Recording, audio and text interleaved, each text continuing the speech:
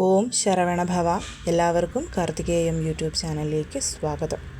ഇന്ന് ഞാൻ നിങ്ങളുമായിട്ട് പങ്കുവെക്കുന്നത് എങ്ങനെയാണ് നമ്മൾ വിഷുക്കണി ഒരു വർഷത്തെ ഐശ്വര്യത്തിനായി മേടമാസം 2-ാം തീയതി, അതായത് ഏപ്രിൽ 15-ന് നമ്മൾ വിഷുക്കണി വെക്കേണ്ടത് എന്നുള്ളതാണ്.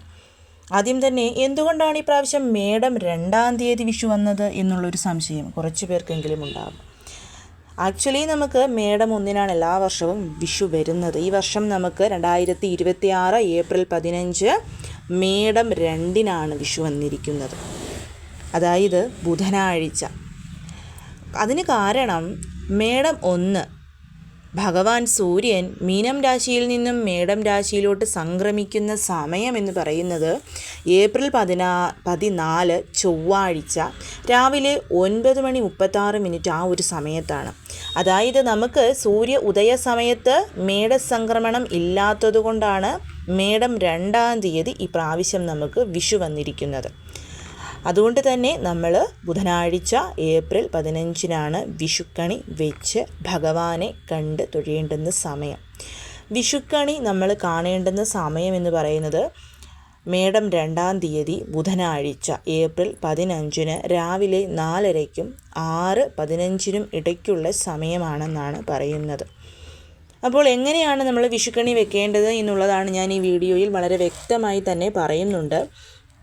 ഈ വർഷം നിങ്ങളെ വീഡിയോ എടുത്ത് കാണിച്ചു തരണമെന്ന് വിചാരിച്ചാണ്, പക്ഷേ ഈ പ്രാവശ്യവും എനിക്കതിന് സാധിച്ചില്ല.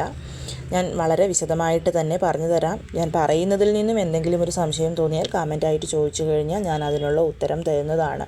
അതുപോലെ തന്നെ പല ദേശങ്ങളിലും പല രീതിയിലായിരിക്കും കണി ഒരുക്കുന്നത്. ഞാൻ എൻ്റെ ചെറുപ്പം മുതൽ എൻ്റെ വീട്ടിൽ ചെയ്തു വന്നിട്ടുള്ളതും എനിക്ക് അതുകൊണ്ടുണ്ടായിട്ടുള്ള ഐശ്വര്യങ്ങൾ, ഒരു വർഷത്തെ വിഷുക്കണി എങ്ങനെയാണ് ഐശ്വര്യപൂർണ്ണമാക്കേണ്ടത് എന്നുള്ളത് എൻ്റെ ഗുരു പറഞ്ഞു തന്നിട്ടുള്ള രീതിയും ഒക്കെ വെച്ചിട്ടാണ് ഞാൻ നിങ്ങളുടെ മുമ്പിലോട്ട് വിഷുക്കണി വീഡിയോ എത്തിക്കുന്നത്. ആദ്യം തന്നെ വിഷുക്കണി കുളിച്ചിട്ടാണോ നമ്മൾ കൊളുത്തി കാണേണ്ടത് എന്നുള്ള ഒരുപാട് പേർക്കൊരു സംശയമുണ്ട്. വിഷുവിന് മാത്രമുള്ളൊരു പ്രത്യേകതയാണ്, നമ്മൾ കുളിക്കേണ്ടുന്ന ആവശ്യമൊന്നുമില്ല. തലേദിവസം രാത്രിയിൽ നമ്മൾ വിഷുക്കണി ഒരുക്കുന്നതിന് മുൻപ് തല നനയ്ക്കണമെന്നില്ല, ദേഹം നനച്ച് ശുദ്ധി വരുത്തി വിഷുക്കണി ഒരുക്കി വെച്ചതിന് ശേഷം നമ്മൾ ഉറങ്ങാൻ പോകുന്നു.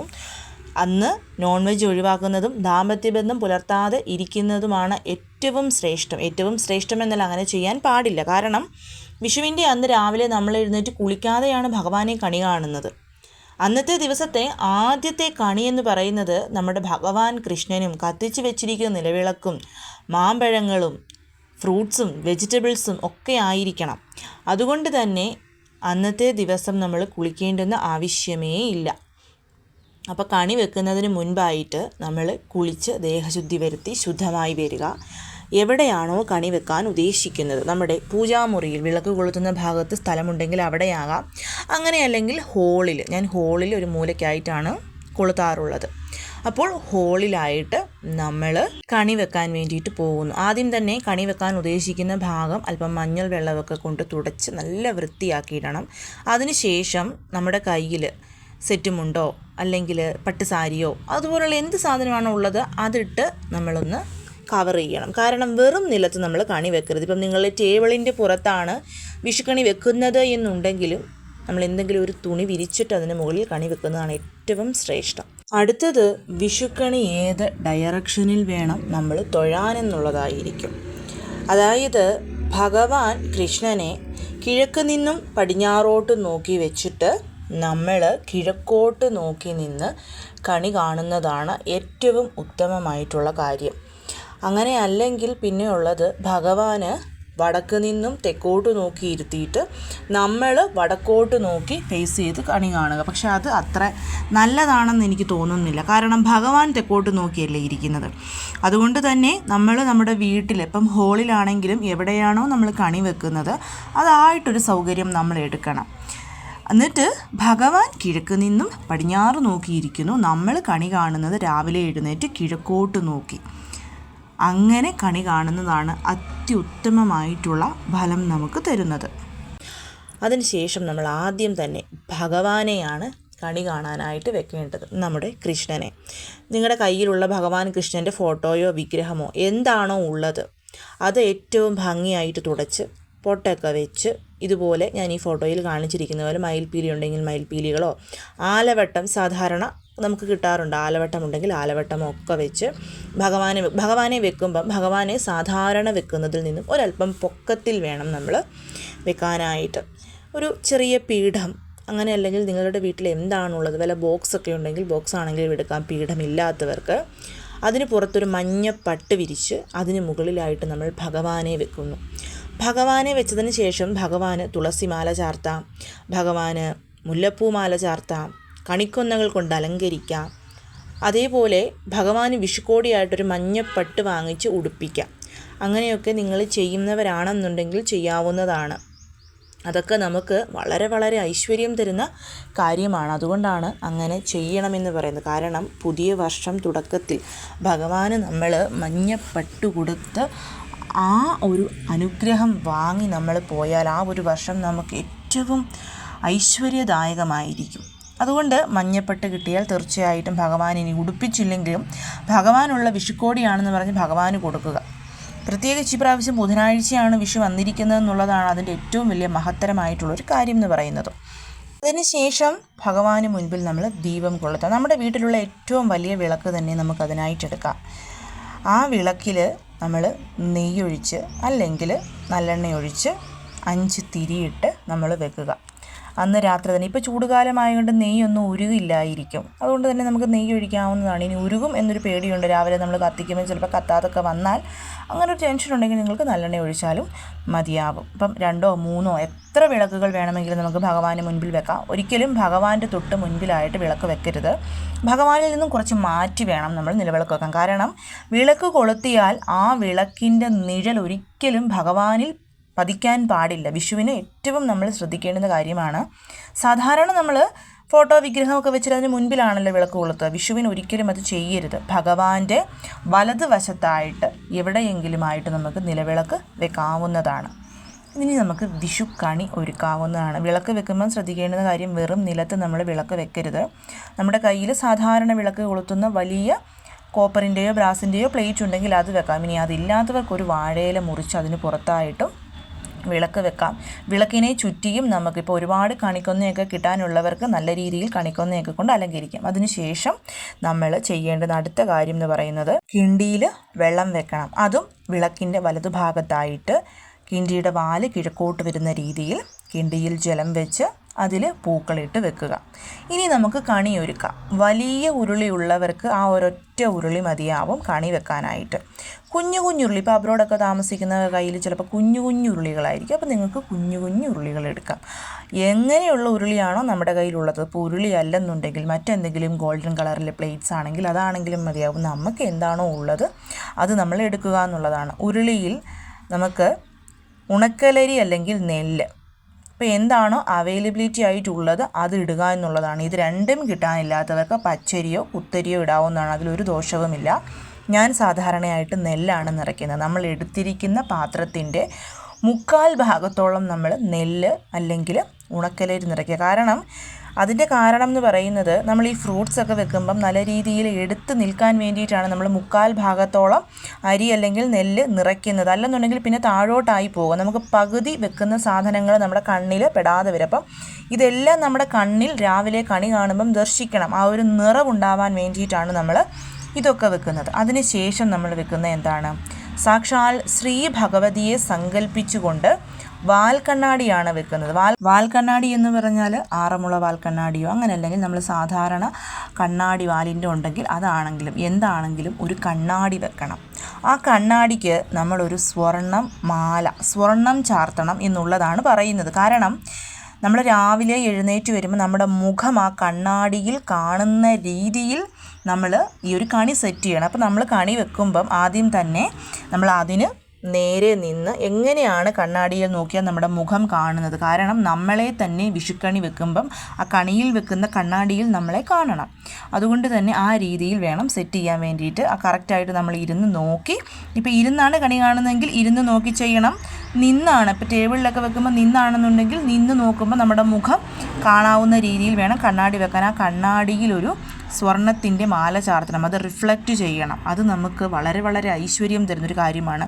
നമ്മുടെ കഴുത്തിലുള്ള താലിമാല മാത്രമേ ഉള്ളൂ എന്നുണ്ടെങ്കിലും അത് നമ്മൾ ഊരി താലി മാറ്റി വെച്ചിട്ട് നമ്മളത് ചാർത്തിയാലും മതിയാവും, ഒരു ദോഷവുമില്ല. അത് ചെയ്യാൻ പറ്റുന്നവർ തീർച്ചയായും ചെയ്യണം. ഇനി ഭഗവതിക്കുള്ള ഉടയാടയാണ് തിരുവുടയാട. അത് നമ്മൾ ആ കണ്ണാടിക്ക് പുറകിലായിട്ട് വെക്കുന്നു. അപ്പം ഭഗവാൻ ഇപ്പോൾ ഈ ഫോട്ടോയിൽ കാണിച്ചിരിക്കുന്നത് പോലെ ഭഗവാൻ കൃഷ്ണൻ, തൊട്ട് മുൻപിലായിട്ട് ഉടയാട, അതിന് മുൻപിലായിട്ട് കണ്ണാടി, കണ്ണാടിയിൽ നമ്മൾ സ്വർണം ചാർത്തി നമ്മുടെ സാക്ഷാൽ അമ്മയെ സങ്കല്പിച്ച് വെച്ചിരിക്കുന്നു. ഇനി പ്രധാനപ്പെട്ട കണി വെള്ളരി, അത് നമുക്ക് എല്ലായിടത്തും വാങ്ങിക്കാൻ കിട്ടും. നല്ല ഒരു കണി വെള്ളരി വാങ്ങിച്ച് വെക്കാവുന്നതാണ്. ചിലർ കണിവെള്ളരിയിലാണ് സ്വർണ്ണമാല അണിയിക്കാറുള്ളത്. നമ്മൾ ഏത് രീതിയാണോ ഫോളോ ചെയ്യുന്നത് ആ രീതിയിൽ ചെയ്യുക. പിന്നെ നമുക്ക് വേണ്ടത് 2 തേങ്ങയാണ്. ചിലയിടങ്ങളിൽ തേങ്ങ മുറിച്ച് വെക്കാറില്ല, തേങ്ങ മുഴുവനായിട്ട് വെക്കും. ചിലയിടങ്ങളിൽ തേങ്ങ മുറിച്ച് അതിൽ ദീപം കൊളുത്തി വെക്കും. ഞാൻ ചെയ്യുന്നത് തേങ്ങ വെച്ചതിൽ നാണയം ഇട്ട് വെക്കുക എന്നുള്ളതാണ്. ചിലരാണെങ്കിൽ ചെയ്യുന്നത് നമ്മുടെ കൊന്നപ്പൂവിട്ട് വെക്കും. അത് നമ്മൾ ഏതാണോ ഫോളോ ചെയ്യുന്ന ആ രീതിയിൽ ചെയ്യുക. പിന്നെ നമുക്ക് ഫ്രൂട്ട്സിൽ ചക്ക, മാങ്ങ, പൈനാപ്പിൾ, ഇത് 3 നിർബന്ധമായിട്ട് വേണം. മഹാലക്ഷ്മിക്കായിട്ട് നമ്മൾ ഈ ഒരു കൈതച്ചക്ക, അതായത് പൈനാപ്പിളും, ഗണേശ ഭഗവാനായിട്ട് നമ്മൾ ചക്കയും, മുരുക ഭഗവാനായിട്ട് മാങ്ങയും സമർപ്പിക്കുന്നു എന്നുള്ള സങ്കല്പം. അതിനോടൊപ്പം നമുക്ക് കിട്ടുന്ന എല്ലാ ഫ്രൂട്ട്സും, നിങ്ങളെക്കൊണ്ട് എന്തൊക്കെ ഫ്രൂട്ട്സ് മേടിക്കാൻ പറ്റുമോ ആ ഫ്രൂട്ട്സൊക്കെ നമുക്ക് കണിയിൽ വെക്കാവുന്നതാണ്. ഈ 3 കാര്യങ്ങൾ നമ്മളിതിൽ ഡെഫിനറ്റ്ലി ഉൾപ്പെടുത്തണം. അതായത് കണിവെള്ളരി, പൈനാപ്പിൾ, മാമ്പഴം, ചക്ക, ഇത് വളരെ വളരെ ഇമ്പോർട്ടൻ്റ് ആയിട്ടുള്ളതാണ്. പിന്നെ തേങ്ങായും. ഈ 5 കാര്യങ്ങൾ നമ്മൾ ഇമ്പോർട്ടൻ്റ് ആയിട്ട് നമ്മൾ ഇതിൽ ഉൾപ്പെടുത്തിയിരിക്കണം. അത് നമ്മൾ മറക്കരുത്. നിങ്ങൾക്ക് മറ്റ് ഫ്രൂട്ട്സ് ഒന്നും നിങ്ങൾക്ക് മേടിക്കാൻ പറ്റില്ല എന്നുണ്ടെങ്കിൽ. അതിനോടൊപ്പം തന്നെ നമുക്ക് പഴങ്ങളും പച്ചക്കറികളും വെക്കാം. കാരണം കാർഷിക ഉത്സവമാണ് വിഷു എന്ന് പറയുന്നത്. പച്ചക്കറികളെന്ന് പറയുമ്പോൾ ഓൾറെഡി നമ്മൾ വെള്ളരിക്ക വെച്ചിട്ടുണ്ട്, മത്തങ്ങ വെക്കാം, അതേപോലെ തന്നെ പച്ച മാങ്ങ വെക്കാം, തക്കാളിക്ക, പടവലങ്ങ, ഇങ്ങനെ നമുക്ക് കിട്ടുന്ന, ഇപ്പോൾ നമ്മുടെ വീട്ടിലൊക്കെ കൃഷിയുണ്ടെങ്കിൽ അതിൽ നിന്ന് മുറിച്ചെടുത്തിട്ടുള്ളതും നമുക്ക് വെക്കാവുന്നതാണ്. അതും ഈ വലിയ ഉരുളിയിൽ തന്നെ നിറയ്ക്കാം. ഇല്ലെങ്കിൽ ഈ ഫ്രൂട്ട്സൊക്കെ ഒരു ഉരുളിയിൽ മറ്റൊരു പാത്രത്തിൽ പച്ചക്കറികൾ നമ്മൾ നിറയ്ക്കുക എന്നുള്ളതാണ്. അപ്പം ഇത്രയും കാര്യങ്ങൾ നമ്മൾ സെറ്റ് ചെയ്തു. പഴമായി, പച്ചക്കറിയായി. ഇനി എന്താണ് വേണ്ടത്? ധാന്യങ്ങൾ എന്ന് പറയുമ്പം നവധാന്യങ്ങൾ, 9 ഗ്രഹങ്ങളെ കുറിക്കുന്ന നവധാന്യങ്ങൾ നമുക്ക് വെക്കാം. അങ്ങനെയല്ല 9 ധാന്യങ്ങൾ ഇല്ലെന്നുള്ളവർ നിങ്ങൾക്ക് എന്തൊക്കെ ധാന്യങ്ങൾ കിട്ടുമോ അത് വെക്കാം. അത് 9 ബൗളിലായിട്ട് വെക്കാം. അങ്ങനെയല്ലെങ്കിൽ ഒരു നല്ല വലിയ ബ്രാസിൻ്റെ കോപ്പറിൻ്റെയോ പ്ലേറ്റ് ഉണ്ടെങ്കിൽ അതെടുക്കാം. ഇല്ലെങ്കിൽ നമ്മുടെ അടുക്കളയിലെ ചില്ല്, സെറാമിക്, പ്ലാസ്റ്റിക് എടുക്കരുത്, ചില്ല്, സെറാമിക് ആയിട്ടുള്ള പ്ലേറ്റ് എടുത്തിട്ട് ഒരു 2 പിടി വെച്ച് നമ്മൾ ഈ നവധാന്യങ്ങൾ അതിൽ നമ്മൾ അറേഞ്ച് ചെയ്ത് അതും വെക്കുക. അപ്പോൾ അതും അടുത്ത നിറവായി. ഇനി അടുത്ത കാര്യം, ഇതിപ്പോൾ ഓർഡർ നിങ്ങൾക്ക് മനസ്സിലായല്ലോ. നമ്മൾ ഭഗവാൻ കൃഷ്ണനെ വെക്കുന്നു, ഭഗവാന്റെ മുൻപിലായിട്ട് ഉരുളിയിൽ ആദ്യം തന്നെ ഈ വസ്തുക്കളൊക്കെ വെക്കുന്നു, അപ്പുറത്തും ഇപ്പുറത്തുമായിട്ട് പച്ചക്കറികളും ധാന്യങ്ങളും വെക്കുന്നു. ഇനി അതിന് മുൻപിലായിട്ട് നമ്മൾ വെക്കുന്നതെന്ന് പറഞ്ഞു കഴിഞ്ഞാൽ പറ വെക്കണം, നെൽപ്പറ. അപ്പം നെല്ലുണ്ടെങ്കിൽ പറ നിറച്ചും നെല്ലിട്ട് വെക്കാം. അങ്ങനെ അല്ലെങ്കിൽ മഞ്ചാടി കുരുവിട്ട് വെക്കാവുന്നതാണ്. ഇപ്പം പറയ്ക്ക് പുറത്ത് നെല്ലാണെങ്കിലും മഞ്ചാടി കുരുവാണെങ്കിലും അതിന് പുറത്തായിട്ട് നമ്മുടെ കയ്യിലുള്ള സ്വർണം എന്തെങ്കിലും നമ്മൾ വെക്കണം. എന്ത് സ്വർണവുമായിക്കൊള്ളട്ടെ, അത് നമുക്ക് ഭയങ്കര പ്രോസ്പെറിറ്റി തരുന്ന ഒന്നാണ്. അതുകൊണ്ട് അത് വെക്കണം. ഇനി സ്വർണമില്ല, അങ്ങനെയാണെങ്കിൽ വെള്ളി വെക്കാം. ഇനി സ്വർണവും വെള്ളിയും ഇല്ലാത്തവർ ഗോൾഡൻ കളറിലെ 5 രൂപയുടെയോ 10 രൂപയുടെയോ ഒരു നാണയം അതിന് പുറത്ത് വെക്കണം. അത് കിട്ടാത്ത ആരുമില്ലല്ലോ. അതും ഈ കണിയിൽ ഉൾപ്പെടുത്തി കണി കാണുന്നത് ഒരു വർഷത്തെ നമ്മുടെ കംപ്ലീറ്റ് ഐശ്വര്യത്തിന് സഹായിക്കുന്ന ഒന്നാണ്. ഇനി അടുത്തതായിട്ട് വെക്കുന്ന കാര്യം എന്ന് പറഞ്ഞാൽ കോടി വസ്ത്രം. ഒരു ചെറിയ ബ്രാസിൻ്റെയോ കോപ്പറിൻ്റെയോ പ്ലേറ്റ് ഉണ്ടെങ്കിൽ അതെടുക്കാം. അങ്ങനെ അല്ലെങ്കിൽ ഒരു വാഴയില എടുക്കുക, അതിന് പുറത്തായിട്ട് കോടി വസ്ത്രം എന്നാൽ ഒരിക്കലും പുതിയ വസ്ത്രമല്ല. ഇപ്പോൾ ആറ്റുകാൽ പൊങ്കാലയൊക്കെ ഇട്ട സമയത്ത് നമ്മൾ പുതിയ സെറ്റ് മുണ്ടും മേടിച്ചിട്ടുണ്ടാകും, അല്ലെങ്കിൽ സെറ്റ് സാരി. അത് നന്നായിട്ട് കഴുകി ഉണക്കി ആ കര വെളിയിൽ കാണത്തക്ക രീതിയിൽ മടക്കി വെക്കുക. ഞാൻ എന്താ ഈ ഫോട്ടോയിൽ കാണിച്ചിട്ടുണ്ട്. കഴിഞ്ഞ വർഷത്തെ എൻ്റെ വിഷുക്കണിയാണ് നിങ്ങളിപ്പോൾ ഈ കാണുന്നത്. എന്നിട്ട് നമ്മൾ അതിന് പുറത്തായിട്ട് വെറ്റിലയും പാക്കും മഞ്ഞളും കുങ്കുമവും കൺമഷിയും വെക്കുക എന്നുള്ളതാണ്. ഇപ്പം മഹാലക്ഷ്മി ദേവിക്ക് മുമ്പിൽ മഞ്ഞൾ കുങ്കുമമൊക്കെ വെക്കുന്നവരാണെന്നുണ്ടെങ്കിൽ നിങ്ങൾക്ക് വിഷുവിന് ആ പാത്രം സിൽവറോ ബ്രാസോ ആയിക്കോട്ടെ നന്നായിട്ട് കഴുകിയിട്ട് അതിൽ പുതിയ മഞ്ഞളും കുങ്കുമവും നിറച്ച് നമുക്ക് വിഷുക്കണിയിൽ വെച്ചിട്ട് അതെടുത്ത് മഹാലക്ഷ്മി ദേവിക്ക് മുൻപിൽ വെച്ചാൽ മതിയാവും. ഇനി പൊടി കിട്ടാനില്ലാത്തവർ മഞ്ഞൾ കഷ്ണമാണെങ്കിലും വെക്കാവുന്നതാണ്. അതേപോലെ തന്നെ കൺമഷി ഇപ്പം നമുക്ക് ഏത് രീതിയിലുള്ളതും വെക്കാം. പണ്ട് കാലത്ത് നമ്മൾ ഉപയോഗിച്ചുകൊണ്ടിരുന്ന കൺമഷി കിട്ടുന്നവർ അതെടുക്കാം, അല്ലെങ്കിൽ ഇപ്പോൾ സ്റ്റിക്ക് രൂപത്തിലുള്ളതാണെങ്കിൽ അതാണെങ്കിലും മതിയാകും. അത് വെക്കുക. വെറ്റിലയും പാക്കും വെക്കുമ്പം വെറ്റിലയുടെയും പാക്കിൻ്റെയും കൂടെ 1 രൂപ നാണയവും ഒരു പുഷ്പവും, അതായത് കണിക്കൊന്ന പുഷ്പം ഉണ്ടെങ്കിൽ അത്, ഇല്ലെങ്കിൽ ഒരു വെള്ള കളറിലെ പുഷ്പം, അതാണ് അടുത്ത ഐശ്വര്യദായകമായിട്ടുള്ള കാര്യം എന്ന് പറയുന്നത്. അപ്പോൾ ഒന്നാമത്തെ കാര്യം എന്തായിരുന്നു? കണ്ണാടിക്ക് നമ്മൾ മാല ചാർത്തുന്നു. രണ്ടാമത്തെ കാര്യം നെൽപ്പറ അല്ലെങ്കിൽ കുന്നിക്കുരു മഞ്ചാടി ഇതിന് പുറത്ത് നമ്മൾ സ്വർണം അല്ലെങ്കിൽ വെള്ളി വെക്കുന്നു. മൂന്നാമത്തെ കാര്യം വെറ്റിലയും പാക്കും 1 രൂപയും പുഷ്പവും വെക്കുന്നു. അടുത്തതായിട്ടുള്ളത് ഗ്രന്ഥമാണ്. ഗ്രന്ഥത്തിൽ ഉൾപ്പെടുന്നത് രാമായണം, ഭാഗവതം, വിഷ്ണു സഹസ്രനാമം, ലളിതാ സഹസ്രനാമം, ദേവീ മഹാത്മ്യം, നാരായണീയം. ഇതൊന്നുമില്ലെങ്കിൽ നിങ്ങളുടെ കയ്യിലുള്ള സന്ധ്യാനാമ പുസ്തകമാണെങ്കിലും നമ്മൾ ഗ്രന്ഥമായിട്ട് വെക്കുക. ഗ്രന്ഥവും കണി കാണേണ്ടത് വളരെ വളരെ അത്യാവശ്യമാണ്. അടുത്തത് സ്വർണം, വെള്ളി, പൈസ ഇവയാണ്. അതായത് അതിനായി നമുക്ക് വീണ്ടും റബ്ബറാസിൻ്റെയോ കോപ്പറിൻ്റെയോ ഒരു പ്ലേറ്റ് എടുക്കാം. അതില്ലെങ്കിൽ ഒരു വാഴയില മുറിച്ചെടുത്തിട്ട് നമ്മുടെ കയ്യിലുള്ള നോട്ട്സ്, 10 രൂപയുടെ നോട്ടാണെങ്കിലും 100-ൻ്റെ ആണെങ്കിലും 20 എത്രയാണെങ്കിലും അത് റൗണ്ടായിട്ടോ അങ്ങനെ അല്ലെന്നുണ്ടെങ്കിൽ എല്ലാം കാണുന്ന രീതിയിലോ നമ്മൾ സെറ്റ് ചെയ്ത് വെക്കുക. അതിന് നടുക്കായിട്ട് വെള്ളിയുടെയും സ്വർണത്തിൻ്റെയും കോയിൻസ് ഉണ്ടെങ്കിൽ അതിടാം. അങ്ങനെ അല്ലെന്നുണ്ടെങ്കിൽ വെള്ളിയുടെ കൊലുസോ വെള്ളിയുടെ എന്താണോ ഉള്ളത് അത് നല്ല വൃത്തിയാക്കി കഴുകി വെക്കുക. സ്വർണം വെക്കുക. അതിനോടൊപ്പം അതിന് നടുക്കായിട്ട് കുറച്ച് പുഷ്പങ്ങൾ, അത് കണിക്കൊന്നയുണ്ടെങ്കിൽ മാത്രം അതും കൂടിയിട്ട് നമ്മൾ വെക്കുക. ഇവിടെ ഗ്രന്ഥം സൂചിപ്പിക്കുന്നത് സരസ്വതീ ദേവിയെയും അതേപോലെ സ്വർണം സൂചിപ്പിക്കുന്നത് സാക്ഷാൽ മഹാലക്ഷ്മിയെയുമാണ്. നമ്മളിവിടെ പറയുന്നത് പോലെ സർവ്വ ദൈവങ്ങളുടെയും ഒരു അനുഗ്രഹദായകമായിട്ടുള്ളതാണ് വിഷുക്കണി എന്ന് പറയുന്നത്. ഈ കണിയിൽ എല്ലാവരെയും ഉൾപ്പെടുത്തണം നമ്മൾ. അങ്ങനെ വരുമ്പം എല്ലാ ദൈവങ്ങൾക്കും ആയിട്ടുള്ള കാര്യങ്ങൾ നമ്മളതിൽ വെച്ച് നമുക്കതിൻ്റെ സർവ്വ ഐശ്വര്യവും ലഭിക്കും. അതിനോടൊപ്പം ഒരു ചെറിയ പാത്രത്തിൽ നമ്മൾ വെള്ളമെടുത്തിട്ട് അതിൽ നിറയെ പൂക്കളും കൂടി ഇട്ടിട്ട് വെക്കുക. വാടുന്ന പൂക്കളൊന്നും യൂസ് ചെയ്യരുത്. ഞാൻ വീണ്ടും പറയുന്നു, കണിക്കൊന്നയൊക്കെ ഒരുപാട് കിട്ടുന്നവരാണെങ്കിൽ കണിക്കൊന്ന മാത്രം അതിൽ സ്പ്രെഡ് ചെയ്ത് ഇട്ടിരിക്കുക. റോസാപ്പൂക്കൾ കിട്ടുന്നവർക്ക് റോസാപ്പൂക്കളാണെങ്കിലും ഇടാം. പൂക്കളൊന്നും കിട്ടാത്തവർക്ക് ആർട്ടിഫിഷ്യലായിട്ടുള്ള ലോട്ടസ്, റോസ അങ്ങനെയൊക്കെ കിട്ടുമല്ലോ, അതാണെങ്കിലും ഇട്ടാൽ മതിയാവും.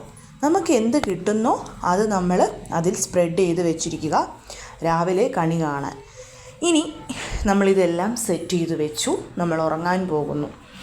നമ്മുടെ വീടായതുകൊണ്ട് തന്നെ നമുക്ക് കണ്ണടച്ച് എഴുന്നേറ്റ് വന്നാലും ഡെഫിനറ്റ്ലി കാണാൻ സാധിക്കും. ഞാൻ ചെയ്യുന്ന ഒരു വിധം നിങ്ങൾക്ക് പറഞ്ഞു തരാം. ഇത് കേൾക്കുന്ന ആർക്കെങ്കിലും അതുകൊണ്ടൊരു ഗുണമുണ്ടാവുമെങ്കിൽ ഉണ്ടായിക്കോട്ടെ എന്ന് വിചാരിച്ചിട്ടാണ് ഞാനിതെല്ലാം സെറ്റ് ചെയ്തിട്ട് ഉറങ്ങാൻ പോകുമ്പോൾ ഫോണിൽ അലാറം വെക്കും. അലാറം വെക്കുമ്പോൾ ഫോണിൻ്റെ മുകളിലായിട്ട് ഞാൻ ലൈറ്ററും കൂടിയിട്ട് വെക്കും. കാരണം ലൈറ്റർ പിന്നെ നമ്മൾ തപ്പിയെടുക്കണ്ടല്ലോ. അപ്പം രാവിലെ അലാറം അടിക്കുന്നു, അലാറം നമ്മൾ ജസ്റ്റ് ഒന്ന് ഫോണിലൊന്ന് ടച്ച് ചെയ്യുമ്പോൾ തന്നെ അത് ഓഫ് ആയിക്കൊള്ളും.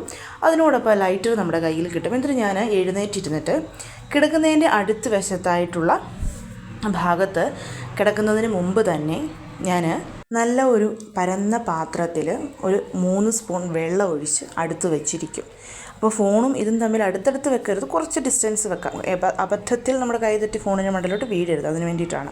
എന്നിട്ട് രാവിലെ എഴുന്നേറ്റിരുന്ന ഉടനെ തന്നെ കണ്ണുകൾ അടച്ചുകൊണ്ട് തന്നെ ഇതിന് ചേർന്നായതുകൊണ്ട് നമ്മൾ വെച്ചിരിക്കുന്ന ആ ഒരു, ഇപ്പം നിങ്ങളുടെ കട്ടിലിൻ്റെ അടുത്ത് നിങ്ങൾക്കിത് വെക്കാനുള്ള സൗകര്യമില്ലെങ്കിൽ ഒരു ചെറിയ കസാര വല്ലതും അടുത്തിട്ടിട്ട് ഇത് ചെയ്താൽ മതിയാവും. എഴുന്നേറ്റിരുന്ന ഉടനെ ഞാൻ എൻ്റെ വലത്തേ കൈ ആ ഒരു വെള്ളത്തിനകത്ത് മുക്കി 2 കണ്ണിലും തൂക്കും. നമ്മുടെ മുഖം ഒന്ന് കഴുകുക എന്നുള്ളതാണ് ഞാൻ ഉദ്ദേശിക്കുന്നത്. അത് ഞാൻ ചെയ്യും. ഇനി അങ്ങനെ ചെയ്യാൻ താല്പര്യമില്ലാത്തവർക്ക് ഒരു ടവലാണെങ്കിലും ആ ഒരു വെള്ളത്തിനകത്ത് മുക്കിയിട്ട് കഴിഞ്ഞാൽ പിഴിഞ്ഞെടുത്ത് മുഖം തുടച്ചാലും മതിയാവും. നമുക്ക് എന്താണോ തോന്നുന്നത് അത്. അതിന് ശേഷം ഞാൻ കണ്ണുകളടച്ച് കണി വെച്ചിരിക്കുന്നതിൻ്റെ തൊട്ട് മുൻപിലായിട്ട് വരും. അപ്പം ഭഗവാൻ കൃഷ്ണന് നേരെ നിൽക്കണം.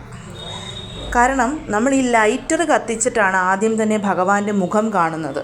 ലൈറ്റർ എന്ന് പറയുമ്പം ചിലർ തീപ്പെട്ടിയായിരിക്കും ഉപയോഗിക്കുന്നത്. അത് നിങ്ങൾ എന്താണോ ഉപയോഗിക്കുന്നത് അത് നിങ്ങൾക്ക് എടുക്കാം. ഇപ്പം ഞാൻ ലൈറ്റർ ആയതുകൊണ്ടാണ് ഞാൻ ലൈറ്റർ എന്ന് പറഞ്ഞത്. എന്നിട്ട് ഞാൻ ഭഗവാന് നേരെ രാത്രിയിൽ കിടക്കാൻ പോകുന്നതിന് മുൻപായിട്ട് ഒരു വേറെ ഏതെങ്കിലും ബുക്കോ അങ്ങനെ അല്ലെന്നുണ്ടെങ്കിൽ എന്തെങ്കിലും ഇപ്പോൾ താഴെ വീണാലും സൗണ്ട് കേൾക്കാത്ത വിധത്തിലുള്ള എന്തെങ്കിലും ഒരു സാധനം ഭഗവാന് നേരെയായിട്ട് നമ്മൾ ആ മേശയോട് ചെന്ന് നിൽക്കുമ്പം നമ്മളെ മുട്ടത്തക്ക രീതിയിൽ ഞാൻ വെക്കും.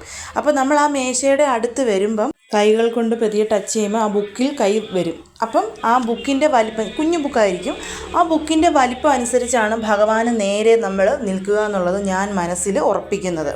അങ്ങനെ ആ ബുക്ക് അതിന് നേരെ ഭഗവാൻ അങ്ങനെ നിന്നിട്ട് കൈകൾ നീട്ടിപ്പിടിച്ച് നമ്മൾ ലൈറ്റർ കത്തിക്കുക എന്നുള്ളതാണ്.